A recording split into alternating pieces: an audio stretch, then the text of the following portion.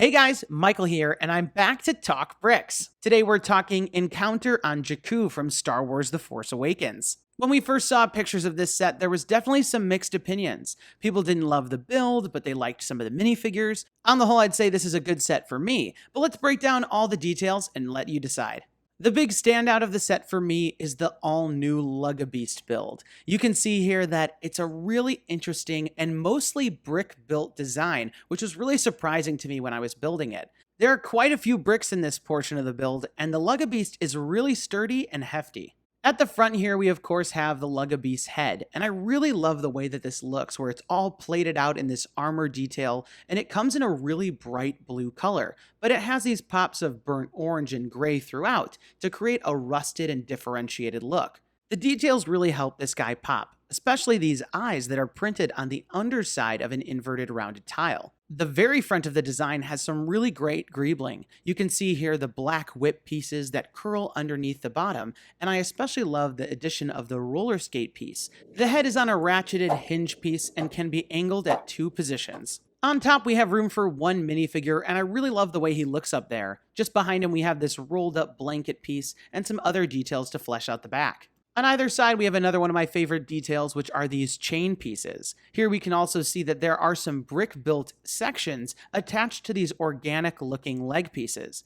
Each of these legs can also be posed as they sit on ratcheting joints, and you can create a nice walking pose. And finally, here's a quick shot of the back with some additional blue and a tail. While I think everyone was sold on the Lugga Beast build, not everyone was sold on this kind of market scene that we see here. I really do like the overall look of it because it's super run down, just like it was on Jakku, and it has some details for us to explore. But certainly this doesn't make the greatest display piece, and I can understand where some of the negative criticisms come. But let's break down all the details. Here we can see the window where Unkar Plutt sits behind to collect the scavenged parts from Rey and trade her the rations for her to eat.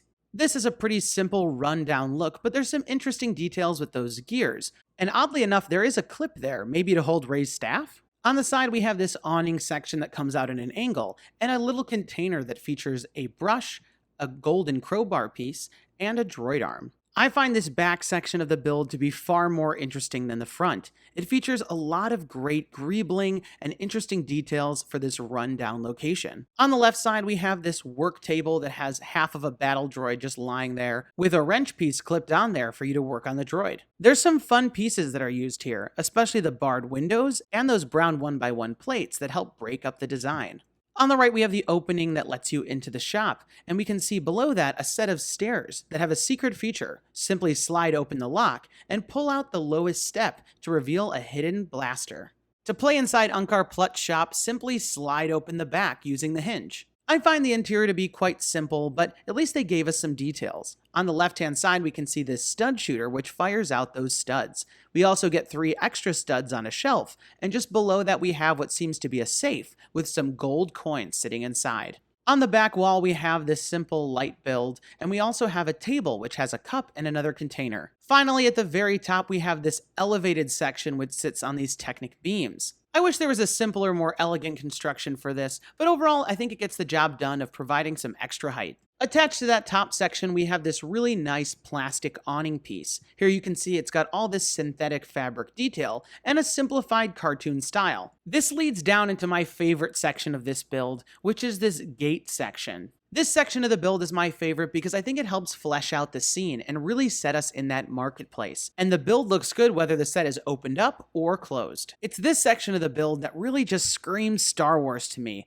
I love all of the angles and the pattern details, and especially those 2 clipped pieces that hang down. On the side, we have this radar dish built up section, which is probably some sort of scrap. Also standing there, we have the legs of a battle droid. And if you've been following along, we now have the arm, the body, and the legs, so we can put together a full battle droid. And this leads perfectly into everyone's favorite part, the minifigures. These are the 2 exclusive minifigures to the set. On the left, we have Tito, and on the right, Unkar Plutt. Both characters feature prints that continue onto the legs. I really like the printing on Unkar Plutt's face, and I like the details of the cross-strapping on Tito. From the side here, we can see the real reason why both of these figures stand out, and it's due to these outstanding new molds. Tito's face is so intricate with that gunmetal gray and the olive green. An Unkar Plutz piece adds so much bulk to the figure and is also dual molded. From the back here, we can see the remainder of the great sculpt and a continuation of the printing from the front. And the last two we have here are Rey on the right and BB-8 on the left. And this is the exact same version of Rey that we've gotten and the exact same version of BB-8. But just to go over them again, they look really nice. All the prints on the sides of BB-8 with that circular detail are unique, and the printing on Rey continues on from her torso down to the legs to create that really great fabric detail that I love so much. And Rey also features an alternate expression, which is a little bit more angry. From the side here, we can see that Rey has her staff piece and that really great hair mold with the 3-bun design. And here from the back, we can see a great continuation of the print from the front. If you're looking for a way to set the scene, definitely add in the Rey's speeder set. Here you can see the speeder on the right, and talking to Unkar, we have Unkar's Thug, which really helps us fill the scene of them trying to take BB-8. Overall, I always like to see a Star Wars set that is not merely a spaceship. I think that this set, while it doesn't have the best appearance, it might be fairly accurate to the grungy look of Jakku. The Lugga Beast is a real treat, and I especially love some of the details of the main structure with that front gate section with that awning. So again, we come back to the main question. Is this set worth it? At $59.99, it is a bit expensive, especially when you look at the structure on the left. That being said, I didn't realize when looking at the pictures that the Lugga Beast has a lot of bricks in it, and the Tito and Unkar figures are really exceptional. Getting Rey and another BB-8 at one of the lower price points is pretty nice as well. For me, it's definitely worth it. That Lugga Beast is just too cool. Let me know in the comments down below your thoughts on the set. Do you think this set's worth it, and will you be picking it up? And if you like what you saw here, don't forget to leave me a thumbs up down below and subscribe to make sure you don't miss out on any of my upcoming videos. That's all the time we've got for today. Thanks, and have a good one.